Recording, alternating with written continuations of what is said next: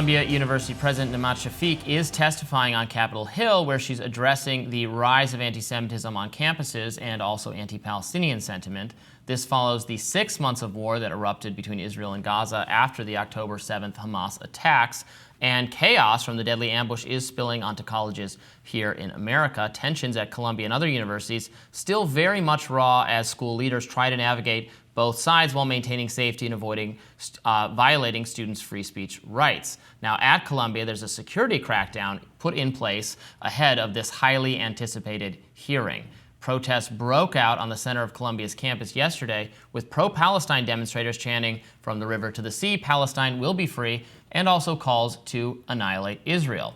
Pro-Israel students stood up and rallied as well, with GOP lawmakers now, including Representative Elise Stefanik, calling for her testimony. Here's an exchange between the lawmaker and Columbia's president.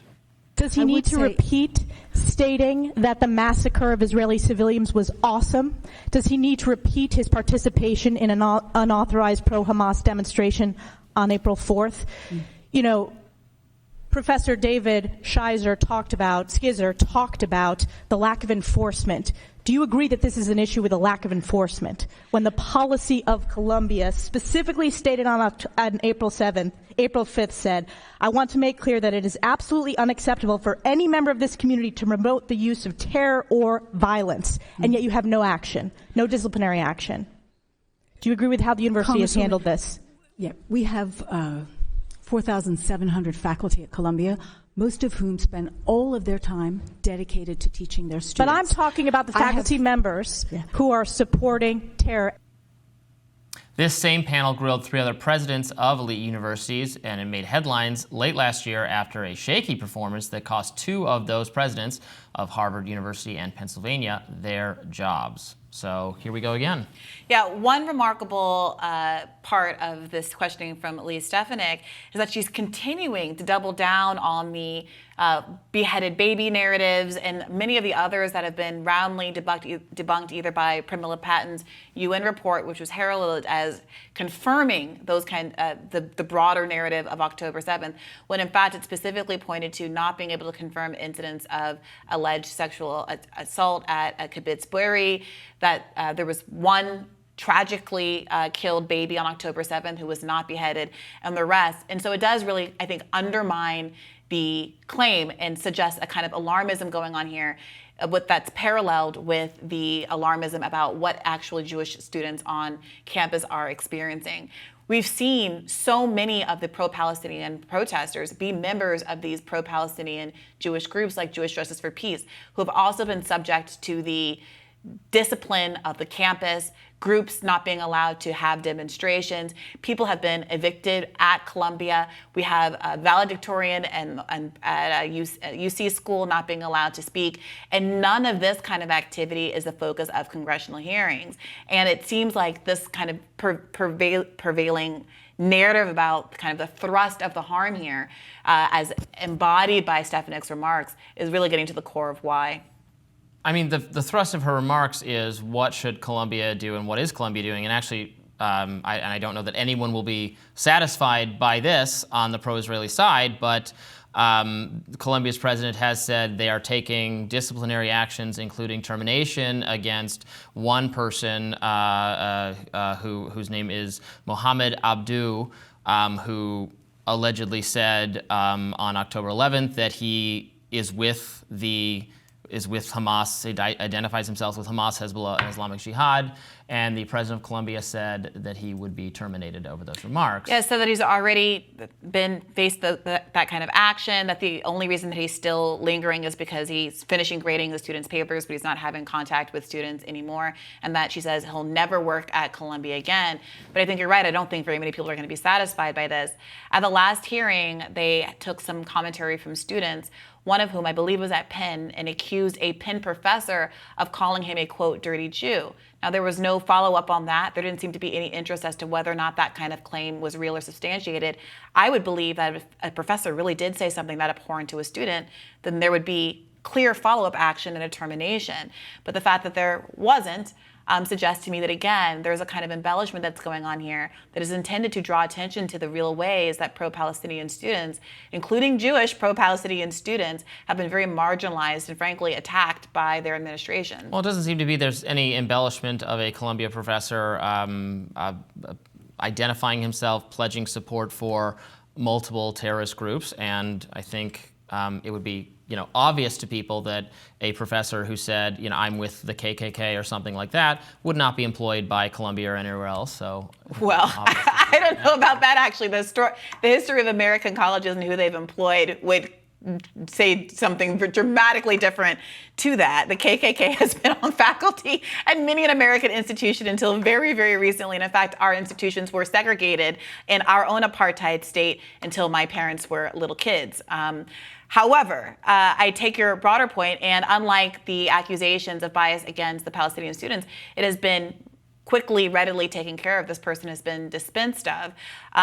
Meanwhile, there is no broader interrogation of what it means for people to be reacting to evidence that an apartheid system that has existed for 75 years, an occupied territory that has been in that state for 75 years, finally has some moment of pushback, and people's reactions to that in the day or so following October 7th, not lauding the tragedy of civilian killings, but the symbolism of what it means for the wall that's literally kept your people in an open-air prison coming down to be something remarkable and something that they never thought that they'd see, and a symbol of perhaps the beginning of some justice for people who have been subjugated to a great deal of injustice that has gone unremarked upon by many leaders in these institutions. I mean, it was a prelude to widespread slaughter of their own side, right? You're talking about the events of October 7th being a prelude to justice? I mean, it was a prelude to first the wholesale slaughter of Israeli civilians, and now the deaths of tens of thousands of Palestinian people in response. It's interesting that you switch from slaughter to deaths, because that's very reflective of the linguistic choices that are not just made by journalists on their own accord, but which new reporting from Jeremy Scahill from The Intercept that we talked to him about yesterday is actually the rule at institutions like the New York Times. So yes, there has been a slaughter of 33,000 plus Palestinians, not to mention widespread famine, spread of disease, hundreds if not all thousands resulting of people. from the actions of the terrorist group on October 7th. So people are they're saying, oh, this is so great. It's so great to see them tearing down the wall. This is part of liberation and struggle and freedom. Seems bad. People were massacred after people were punished after the Warsaw Ghetto uprising. Would we condemn people from uprising to try to achieve their own freedom? I can easily condemn this uprising, which resulted in hundreds of deaths, and then the swift reprisal of Israel against the terrorists who planned it. The comparison, I think what's really clear here is that as we live in a country where 3 states have now constructively outlawed the right to organize a protest, where we have widespread censorship of Palestinian voices, where the New York Times was just exposed as requiring certain language to be used when talking about Palestinians, including not calling them Palestinians or referring to the country Palestine, which all but a very small handful of countries do recognize as a country that is not allowed to have self-determination. People are not allowed to have identity through their passports, not allowed to have an airport, not allowed to have a port, with Israel quite demonstrably controlling the waterways and substantially electricity as they have turned it off and now turned some of it back on after a great deal of international pressure. That the frustration here is that all of that is taken as a given, as a status quo, and that everyone was comfortable with the incredible violence that was inflicted upon the people of not just Gaza, but also the West Bank, which has seen a spike in killings and murders by both Israeli civilians and the IDF, who sometimes pass out guns and empower Israeli civilians in their pogroms against the people of the West Bank. 2023 was the most deadly year for Palestinians in recent history before October 7th, including murders of Palestinians that happened on October 6th. Yet the narrative is that there was a ceasefire, everything was fine until the Palestinians started it. And I think that the reaction of some people, I think, was probably over the line and inappropriate. But the reaction of the day after or the day of, before the details manifested, when a people that has a legal right to resist an occupation, manifested that right, is not something that should be compared to a racist terrorist organization like the KKK.